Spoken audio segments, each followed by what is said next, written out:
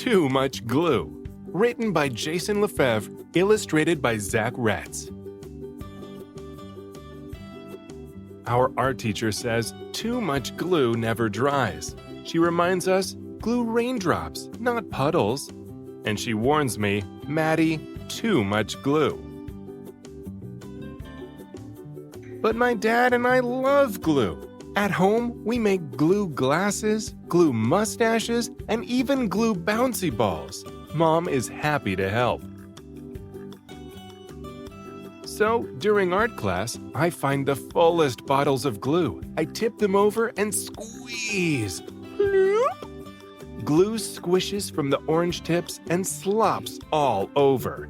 Sequins and googly eyes float around in a gluey lake. Then it's time for the most important decoration.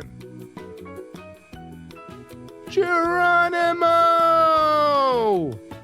I belly flop onto the table and roll around, letting the glue and everything else cover me. Time to go on the drying rack, I announce. But when I try to pull myself off the table, I boing right back down. Too much glue, Maddie! Too much glue! My teacher squawks. This is bad. There's only half an hour until the end of school, and all I can do is lift my head, wave my hands, and wiggle my feet. The rest of me is a blocky, stucky mess. Can somebody help me? I call. While my teacher breathes into a paper bag, Noah shouts, "Let's lasso him!" Izzy, Noah, and Owen get to work. Soon, I'm roped from all sides like a rodeo pony. But when they try to pull me out, snap! The lassos break, leaving colorful octopus tentacles everywhere. The glue is too strong. And now, I'm a clingy, stringy, blocky, stucky mess. Don't worry, Maddie. We know what to do, shout Luke and Grace from across the room. Is that a tow truck? I ask as they wheel the contraption over and stick a plastic hook into my suit of glue. My friends pull one way, and the glue pulls the other. Creak, click, creak, click, until... Kaboom! The tow truck explodes and plastic bricks rain all over.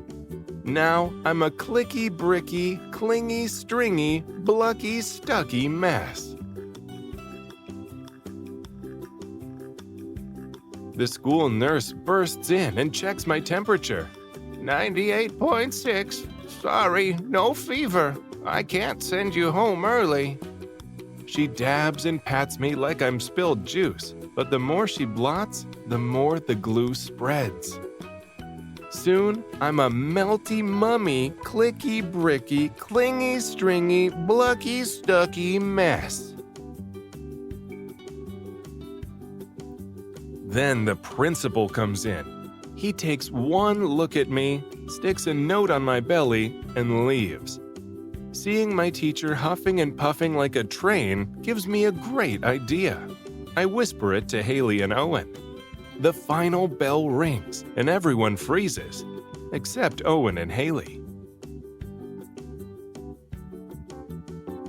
It's the biggest one we could make, they shout, furiously flapping a huge paper fan at me. Then, just as I'm thinking I'll be a note on my tummy, melted mummy, clicky, bricky, clingy, stringy, blocky, stucky glue boy for the rest of my life, my plan works. Something my teacher said could never happen, happens. The glue dries. But I'm still stuck. And now I hear footprints. The door starts to open. My father and some other carpool parents walk in. Dad comes closer and inspects me. Then he peels me off the table, glue, yarn, bricks, and all. He spins me around. No one makes a sound. Then Dad smiles. Maddie, you're a masterpiece. He holds me up for everyone to admire. My friends all cheer. The car ride home is interesting. Mom is speechless when Dad brings me in the house, but he knows just what to do. "Well, kiddo," Dad says, "some beautiful things only happen once, and this is one of those things." He gently grips the dried glue in front of my neck and behind my collar and peels me open like a ripe banana. Now it's Dad's turn to glue, and he seals up the sides of the me-shaped work of art. "I bet it would take all the glue in the art room to make a U-shaped work of art, Dad," I say. Dad laughs. Then he glues a big magnet to the back of my project and hangs it on the fridge. During dinner, we sneak peeks at my masterpiece. And after dinner, we take the principal's note very seriously. "From the desk of Elmer G. Stuckey. Please encourage Maddie to use tape instead of glue."